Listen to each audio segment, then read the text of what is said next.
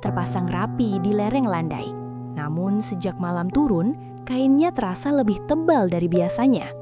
Angin tidak bisa menembus, suara luar meredam seperti diselimuti kapas. Saat aku meraba dinding tenda, permukaannya hangat dan berdenyut pelan. "Kok kayak bernafas?" bisikku.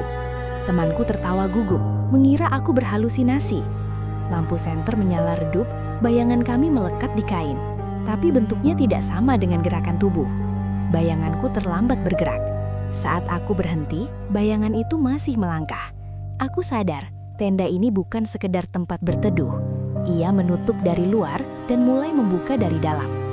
Pemandu melarang kami keluar tenda setelah jam 9. "Kalau sudah tertutup, jangan paksa buka," katanya. Malam semakin sunyi dan rasa kantuk datang tiba-tiba, berat seperti disuntik. Aku berusaha tetap terjaga, namun kelopak mata jatuh sendiri.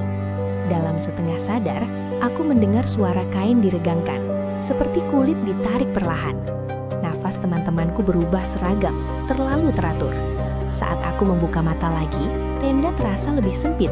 Lututku menyentuh dinding, padahal jaraknya seharusnya jauh. Dari luar, terdengar langkah kaki berkeliling. Bukan satu, tapi banyak. Pemandu berbisik panik.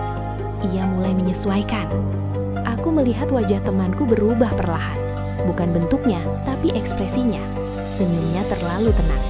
Ia duduk, menatap kain tenda, lalu menyentuhnya dengan lembut. "Hangat," katanya puas. Kain di titik itu menipis, membentuk lekukan seperti wajah dari dalam.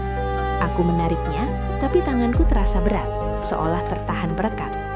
Pemandu merobek sisi tenda dengan pisau, berteriak menyuruh kami keluar. Begitu robekan terbuka, udara dingin menghantam. Namun satu temanku tidak bergerak. Ia menempel ke dinding tenda, tubuhnya mengikuti bentuk kain, lalu perlahan terserap, meninggalkan siluet manusia yang menetap di kain seperti cetakan permanen.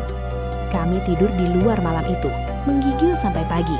Tenda ditinggalkan, berdiri sendiri, bergoyang pelan tanpa angin. Penjaga pos atas mendengar cerita kami dan mengangguk muram. "Ada tenda yang tidak suka kosong," katanya. Pelajarannya pahit. Tidak semua perlengkapan aman hanya karena dibeli mahal atau baru. Ada benda yang menjadi wadah, bukan pelindung. Jika tempat berteduh terasa terlalu nyaman, terlalu hangat, jangan larut. Rasa aman palsu adalah cara paling halus untuk membuat seseorang berhenti melawan. Di gunung, tidur terlalu lelap bisa berarti menyerahkan diri tanpa sadar. Jika kamu mendaki dan merasa tenda terasa aneh, hangat berlebihan, sunyi menekan, atau seperti menyimpit, keluarlah sebelum terlambat. Bagikan cerita ini agar pendaki lain lebih waspada memilih tempat dan perlengkapan. Tulis di komentar jika kamu pernah mengalami kejadian ganjil saat tidur di gunung. Subscribe tanpa jejak, karena tidak semua yang menutupimu bertujuan melindungi. Beberapa hanya menunggu saat kamu memejamkan mata, lalu membentukmu ulang menjadi bagian dari tempat itu. Diam, menempel dan selamanya menjadi isi dari tenda yang tidak pernah benar-benar kosong.